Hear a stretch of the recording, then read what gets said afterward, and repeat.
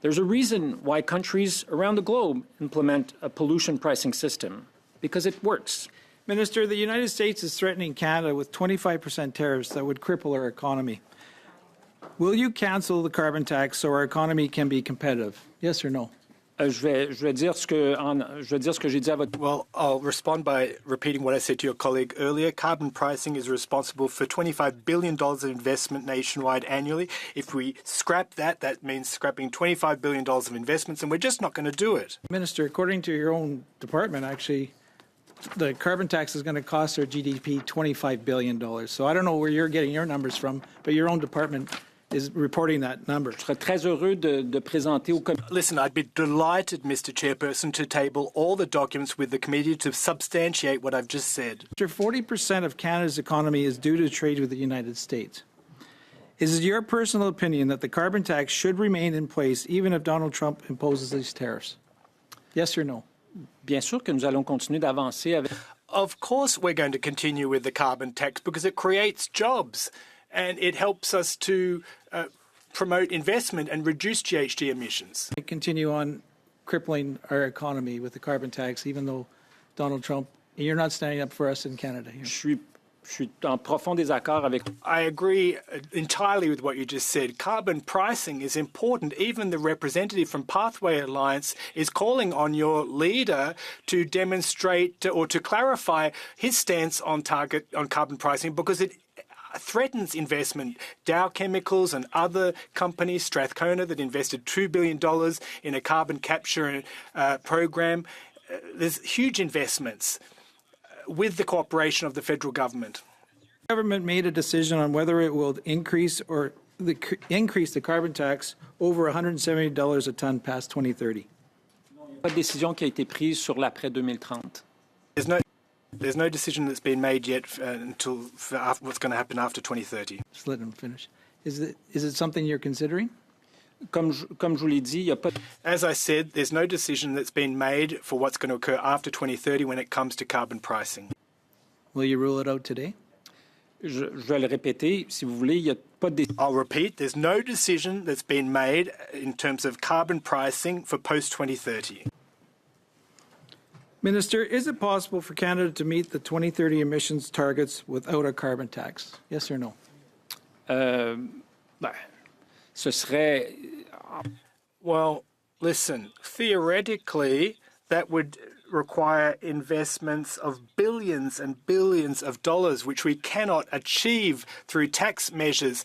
That has to be achieved by way of investments and so on. I don't have the figures right here, but what I can tell you is carbon pricing will help us to achieve 30% of our objectives. So you have to bear that in mind, and you'd have to replace that with other mechanisms. And sincerely... Minister, I asked you a simple question. Point of order, Mr. Chair. Excuse me, we have a point of order. Of course you would. The member asked a question and the minister is responding. I think a little bit of decorum. It was a yes or no. I don't Chair, believe that he's a yes providing or no. the minister with adequate time to respond in a cordial manner. I mean, we can't oblige a witness to answer yes or no. I mean, but we can ask. We can ask. Anyway, I've stopped the clock. We will now resume. Again, I find this Mr. Chair, just on the same point of order. Fascinating. I find this discussion fascinating, but it becomes hard to follow it when everyone's talking over everyone else. But yes, Ms. Collins. Just on the same point of order, I think if one of us asks a yes or no question and the minister understandably can't answer in a yes or no, I think it's fair for the questioner to then move on to a different question. Of course it is. Of course it is. I would like to make sure that it remains our time. It's the questioner's time. They can move on to another question. They cannot force the witness to answer yes or no. But they can go on to another question. I will resume now. I will turn the clock back on. Minister, will you rule out raising the carbon tax over $170 a ton today for 2030? Je l'ai dit tout à l'heure, je vais le répéter. I said it earlier, I'll repeat it. There's no decision that's been made to date as to post-2030 when it comes to carbon pricing. No decision made thus far. Whoops. Minister, your government gave away $8 billion to mega corporations through the Net Zero Accelerator Fund. Your government claimed this would reduce emissions. However, the Environment Commissioner revealed that over 70% of the companies receive money without any commitment to reduce emissions. 70%, Minister. Since learning this, have you personally read any of these funding agreements? Comme vous le savez, ce fonds-là, Monsieur le Président, As you're aware, Mr. Chairperson, that fund is the responsibility of the Minister for Innovation, Science and Economic Development.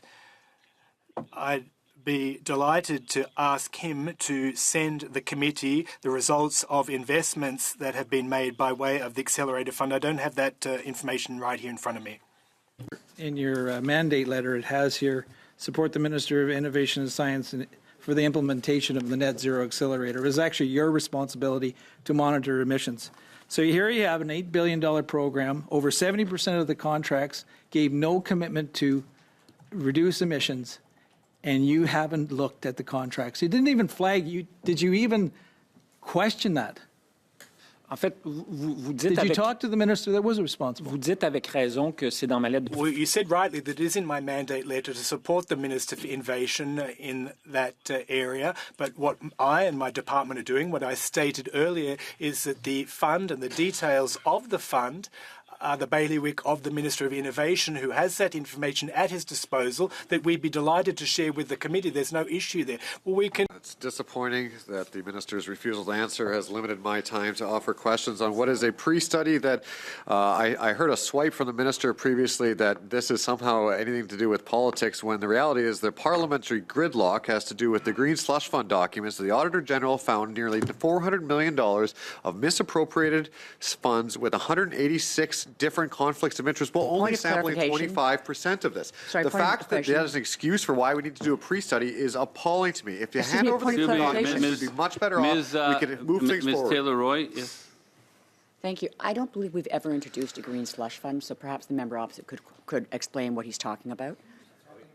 Thank Okay, you. it's Thank not you a for that. point of order. Thank you It's for not that a point of intervention. order. And Okay. I want to come to the aid a little bit to my NDP colleague. The impugning of her motivations. Your time's running. That's fine. The impugning of her motivations regarding this bill, I find appalling. I don't know why the Liberals are finding it so hard to believe that my NDP colleague is actually just trying to improve this legislation. But what this legislation appears to be is a plan to make a plan.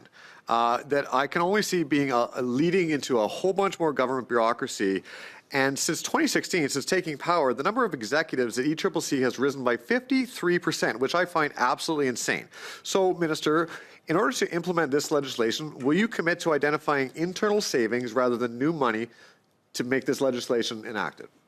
You have 30 seconds, Minister. Pas sûr que la question en rapport avec le projet de. Well, the question needs to be related to the bill, but as I explained earlier, this framework legislation is important because our government and subsequent governments will be subject to a series of actions that we will need to take when it comes to transparency on the issue of nature. And I think it's important to have targets and an action plan to achieve those targets. The time's run out, unfortunately. In fact, Canada came to COP29 with a purpose to demonstrate that multilateralism matters, especially when it comes to the climate. Our climate ambition remains unchanged despite the challenge we face. We successfully pushed for the adoption of a renewed work program on gender and in support of Indigenous peoples.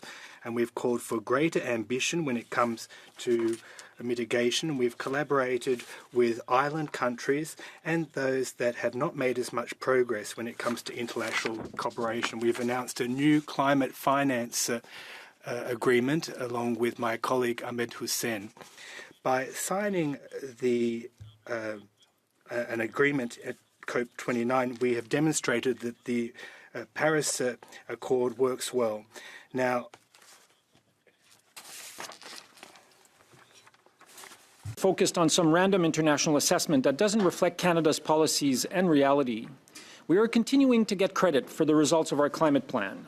Over the past years, our climate plan has been assessed and reviewed by credible international institutions like the International Energy Agency.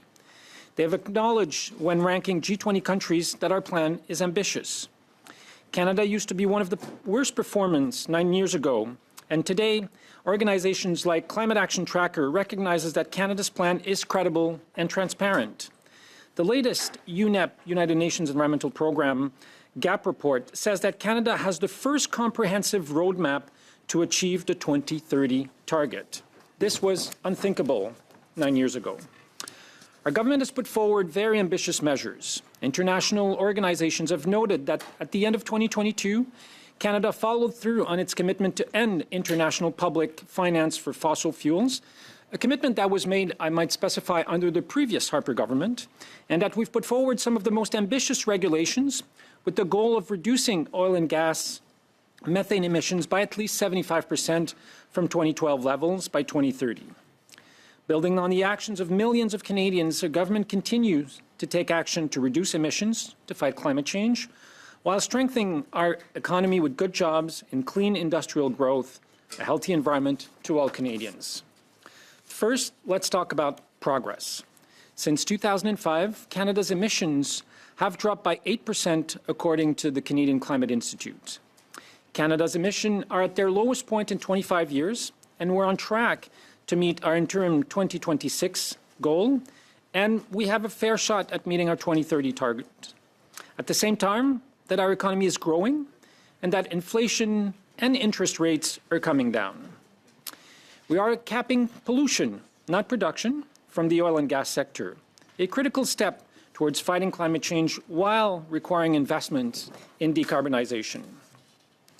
Under a Harper-Poilievre Conservative government, estimates show that Canada's emissions would be 41% higher by 2030, the equivalent in terms of pollution of adding 69 million cars on our roads.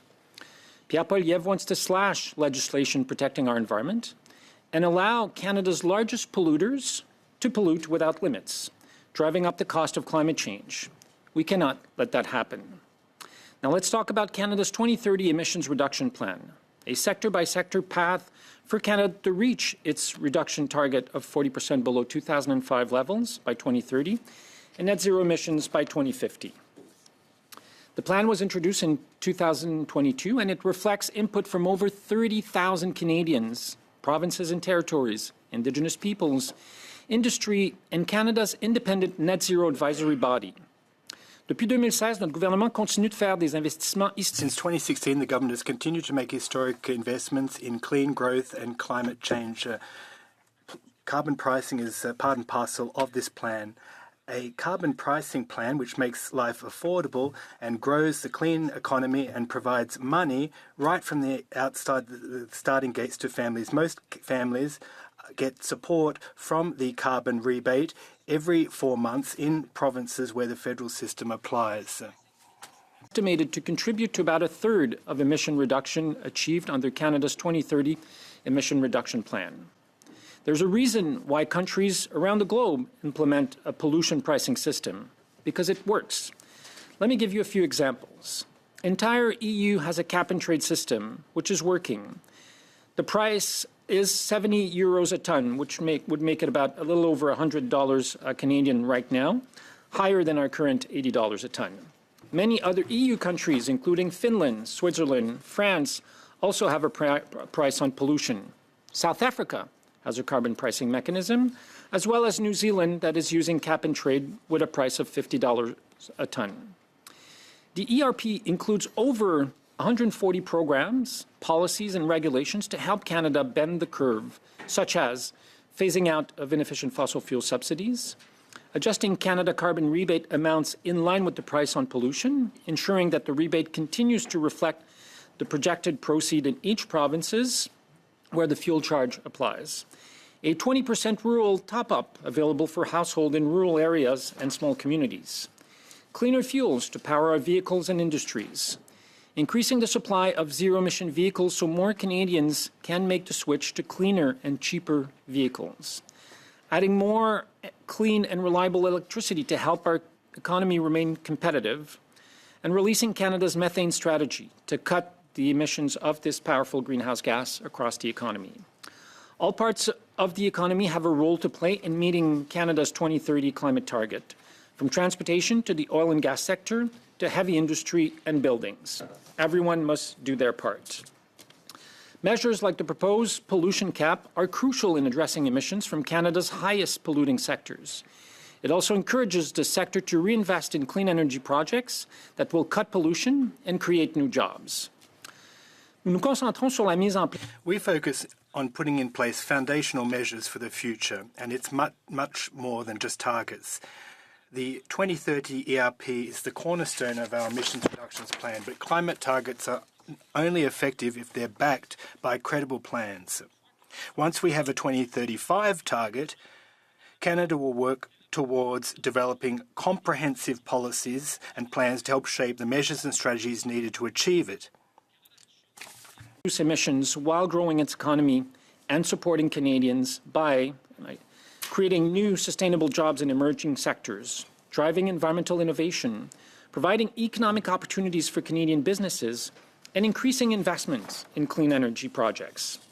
We cannot stop now. We need to continue pushing forward. Future generations, our kids and our grandkids, depend on it. Thank you. Merci. Merci, Monsieur le Ministre. Alors, Thank you, Minister. Mr. Deltel will get the ball rolling. Thank you very much, Mr. Chairperson. Welcome, colleagues. Welcome, Minister. It's always a pleasure to see you here at this table. You're welcome whenever you'd like to come. It's with pleasure that we have you here, Minister. As you know, climate change is real and we have to tackle climate change as it stands. What is the ultimate objective? It's to reduce pollution, reduce emissions which are polluting. Obviously, there are two approaches, and a dogmatic approach that we've been experiencing for the past 9 years and a far more pragmatic approach. Dogmatic, well, the proof is in the pudding. Last week, at the same place, at the same time, the Environment Commissioner, in response to a very clear question when he was asked whether Canada was in the process of meeting its 2030 objectives, the answer was clear, no. The Minister is contradicting this. Now, the Ethics Commissioner's report says that among G7 countries, Canada is the worst performer after 9 years of a Liberal government. Worse than that, Mr. Chair, the Minister referred to his participation in COP. I attended virtually.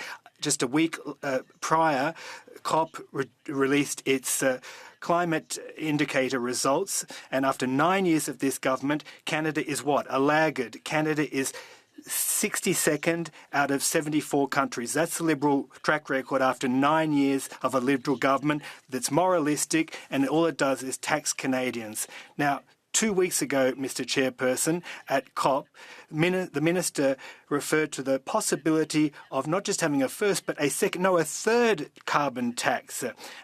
And was he serious, or was it a joke on his part? Because Quebecers and Canadians don't want another carbon tax. Have you finished? Or is there more that you have to say? Well, first, let me say thank you for the question, and thanks for admitting that climate change is real. I'm not sure that all your Conservative colleagues would say as much, but I'm delighted to see that you believe that it's an important issue. Now, the Environment Commissioner's report, it's important to note that the Commissioner's report refers back to the 1990s in Canada, but you're aware that our government was elected in 2015. Now, when the Environment Commissioner says that Canada is the worst performer in G7 countries, that's vis-a-vis 1996, and that's true. But if you look at the recent years, Canada is one of the best performers among G7 countries, and we can forward that report to the committee, Mr. Chairperson. Canada ranks second of all G7 countries overall. Now, you said that COP released a report and that Canada is ranked 62nd. I think I just need to put your remarks in context. It's not the Conference of Parties that submitted that report. It was the German watch organisation that submitted. You have the report right there. That organisation does not report to the United Nations. And you're also aware, Mr. Deltel, that Canada's pitiful performance in that report is due to the production of oil and gas. Therefore, unless you're telling me that the Conservative Party is promoting the reduction of the production of oil and gas to improve our ranking in terms of that report, well, I think it's high time that we look at Canada's production of oil and gas, because Canada's performance there is not crash hot. Now, if I could just share a document, a one-page document with members of the committee, I have, and it's in English only, I'm afraid. 2024 Climate Leadership Award. The following award is presented to me, Stephen Guilbeault, for leading advocacy for efforts in reducing greenhouse gas emissions. So, alors, c'est un prix que le Canada... Now, that's an award that Canada's received in 2024. And that's thanks to the efforts that all Canadians have made, along with the Canadian government. And everyone can rejoice in this. And I understand that the award was handed to me, but it's thanks to Canadians' efforts. Minister, I'm glad that you received the report, and it speaks to your level of modesty. But I asked a very specific question. At COP29, you raised the possibility of a third carbon tax, and that would have to do with shipping. Now, is that a joke? Or do you really intend to implement a third carbon tax? That's not true. I just didn't say what you just said that I said.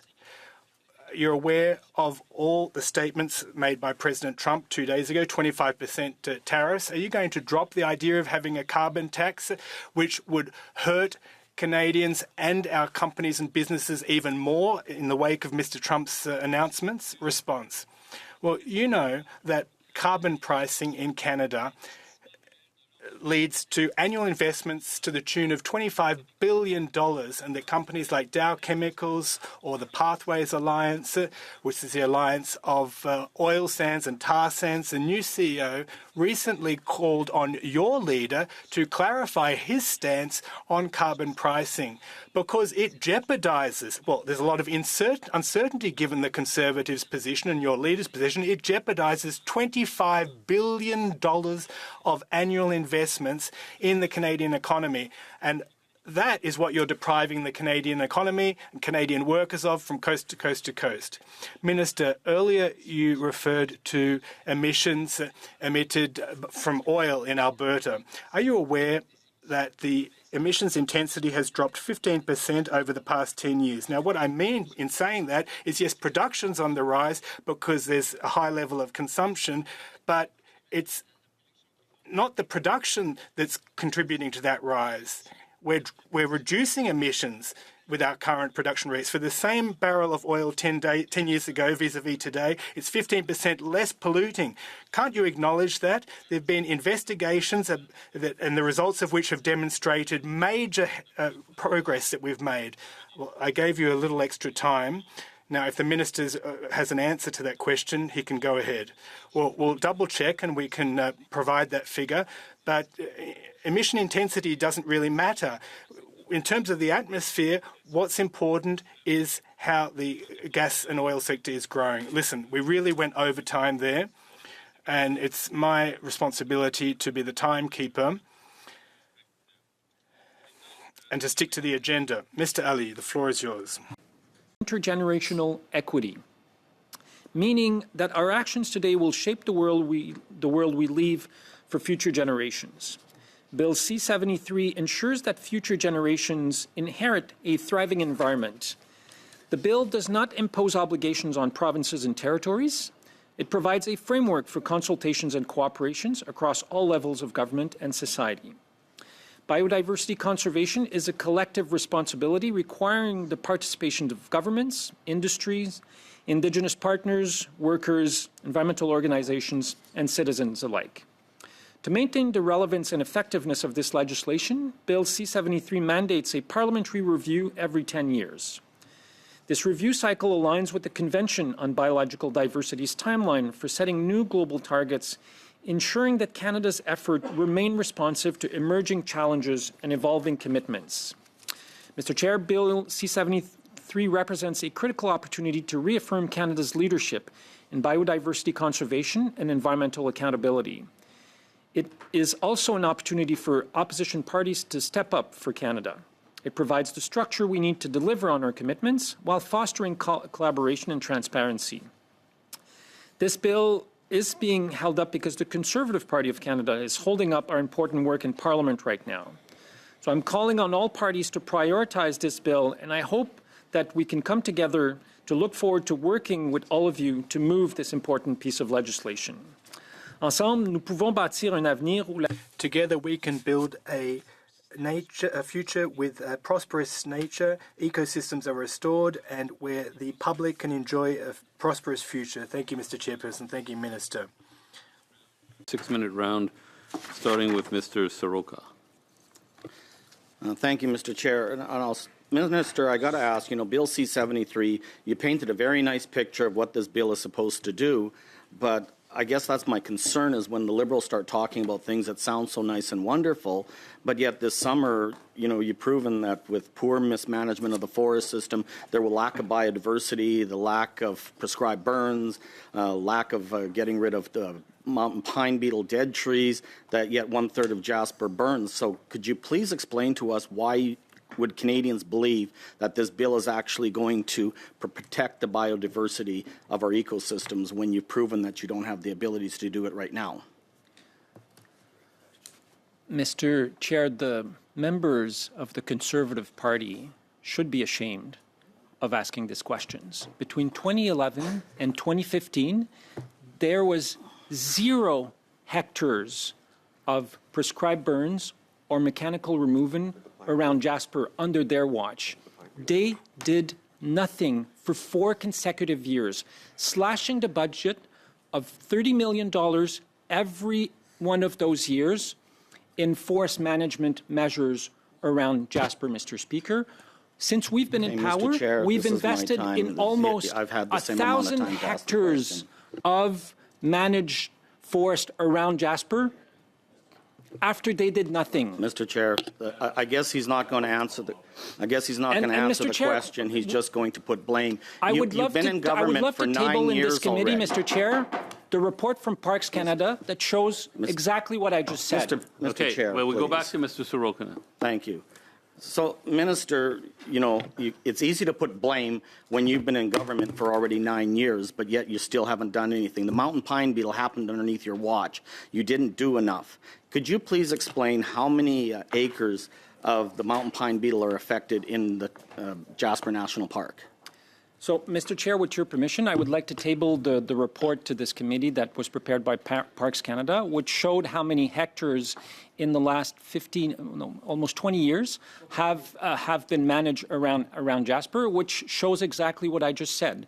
That for 4 consecutive years, they did nothing. We've invested to prepare more than 1,000 hectares Minister, to manage 1,000 hectares around Jasper. And we'll distribute it, I presume. So the question, the answer is about 154,000 acres were affected. And with that, to the northwest of Jasper, there still is a lot of trees that were not burned, not touched at all. There's a lot of dead trees there from the mountain pine beetle. What is your plan to deal with this so we don't have another catastrophe and another section of Jasper, if not all of the town of Jasper, burns? What's your plan for these dead trees and to protect the town? So while they've invested in 0 hectares for 4 consecutive years, since we've been in power, we've invested to better manage 1,000 hectares. 0, 1,000. That's the difference between their approach and our approach, Mr. Chair.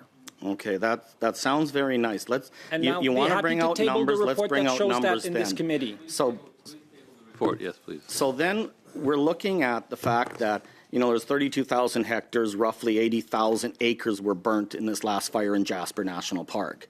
Point of order, Mr. Chair. Question the relevance if we're going to focus entirely on. Well, on it's a this stretch. issue. I must admit, it's It is a a stretch. stretch. But it is about biodiversity. I'm not an expert in biodiversity, but biodiversity affects the health of forests, and I suppose the health of forests determine how vulnerable forests are to fires. I'll let Mr. Soroka continue. You have a little less than 3 minutes. Okay, well, I guess my question is the fact that the minister even said in his opening comments about forests, so I don't understand this. But anyway, with that, they are planted about 5,000 new trees within Jasper National Park. 500 trees per acre is what it takes for a healthy forest. So out of 80,000 acres, you've planted roughly 10 acres to restore the forest. Don't you think that's basically a joke and you're really not doing much for biodiversity there at all? What is a joke, Mr. Chair, is to have members from a party who don't even recognize that climate change is real and who are perfectly happy to let the planet burn by doing nothing to tackle the impacts of climate change, that have no plan whatsoever to adapt and to help Canadians and our ecosystems to adapt to the impacts of climate change, come here and take some kind of moral high ground on something they've done nothing on, Mr. Chair, for years and years and years. That's a tragic joke, Mr. Chair. Okay, that's very nice, Minister. So I've got another question then. You know, Minister Randy Bourcineau appointed to the minister lead in Jasper's recovery. Now that he's gone and resigned in disgrace. Who in this government is actually in charge of helping Jasper to recover from this government? The committee is still ongoing and still meeting. In fact, at our last meeting, we invited the mayor of Jasper so that he can be part of the conversations that we're having for the reconstruction of Jasper. So you don't have anyone named yet. You know, the minister resigned last week. Are you going to be the person in charge? Who do we actually be able to contact? Because this government has lacked quite significantly in assisting the town recover from this fire. Your government has lacked. You're right. You can call me. You can call the Minister of Emergency Preparedness. There's okay, a number we're not of in members government yet, Minister. You do realize you've been there for 9 years, correct? You realize that you did nothing for 5 consecutive years to help prevent forest fires in Jasper. Nothing. Nothing. So if the Conservative government did nothing for the years you're talking about. You're absolutely right. So then from 2015 to 2024 is 9 years. Can you explain what you have done that's protected Jasper? Absolutely. We will be happy to. Mr. Vancouverton, it's hard enough to follow this two-person exchange without the intervention of other members. I stopped the clock. You've got 30 seconds, Mr. Sorokin. So back to what I was saying then, you know, like, do you have a lead as to who is going to help Jasper? Because the municipality is suffering substantially because of the fire that was started in Jasper National Park that affected their municipality. A fire that was likely, according to scientists, a result of climate change, something your own party denies as being real. Okay, so we'll go now to Mr. Longfield, who's online.